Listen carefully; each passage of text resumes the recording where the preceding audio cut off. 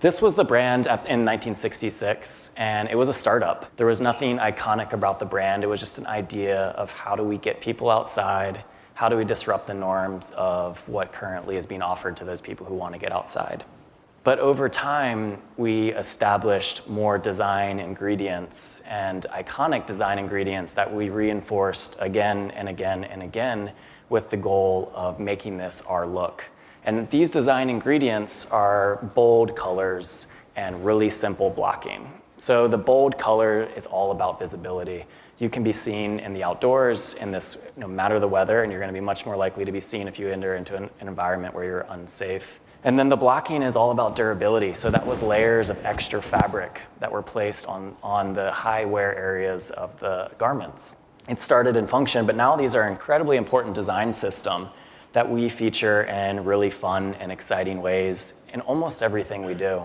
So the first icon is the mountain jacket. Now this is our most famous jacket we've ever made. It began and launched in 1985. Of course you see the blocking, but there's the alpine pockets which come in at a slant, which is for the first time you could access the gear in your pockets while wearing a climbing harness. You see right here, if I may, these fun little goggle toggles. If you're wearing goggles and you want to put your hood up, it allows you to look to the side without staring into the side of your hood, should you be on a glacier or need to increase your visibility. So the mountain jacket debuted in 1985. Climbers are at the core of who we were designing this for. But what I find really interesting is this was also adopted in culture outside of the outdoors. So some of you may be familiar with the Gore-Tex hoarders who covet these pieces and scour resellers to try and find these pieces. This sort of translation off the mark or off the mountain, so to speak, it's a big design principle that we say, okay, you know what, this is iconic. This has left our hands and has entered into the realm of culture, and we're not even controlling it anymore. And that's a big win for us.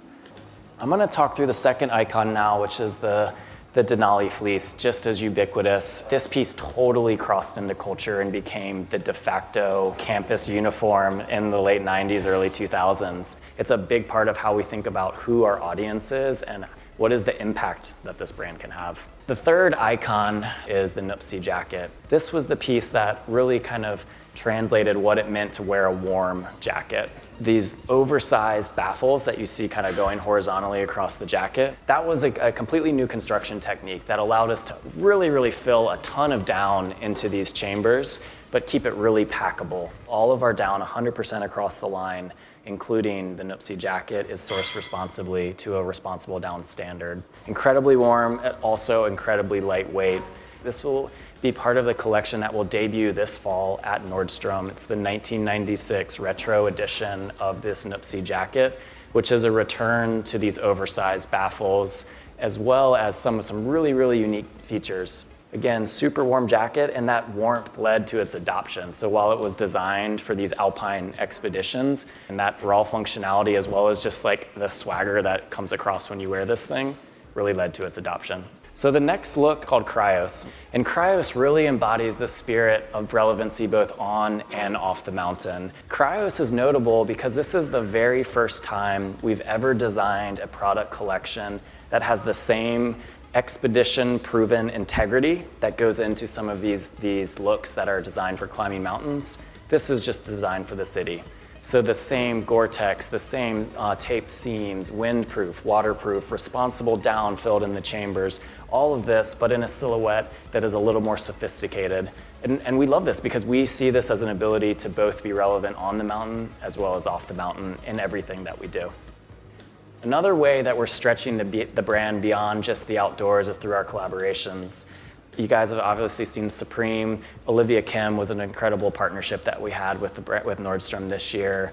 Another thing that we're doing is really focusing on sustainability and how we're thinking about making products more responsibly. So we are working with a ranch in Northern California. It's an organization called Fibershed, and they're producing what's called climate beneficial wool. This is actually the most sustainable product the brand has ever made because we've been able to impact that supply chain. We then take the wool, which is incredibly green and humanely raised, and we turn it into a collection that is made in America, and it looks absolutely stunning and beautiful. This is kind of how we're thinking about innovation. This is how we're thinking about connecting with consumers in the future and hopefully continuing to cement our status as an iconic brand. We truly believe that to be iconic tomorrow, we have to be representing a community of explorers that is broader than it is today and also will be better for the exploration that they put out there. So that is what I mean when we say we'll be an iconic brand tomorrow, and that is what we mean when we say never stop exploring. Thank you.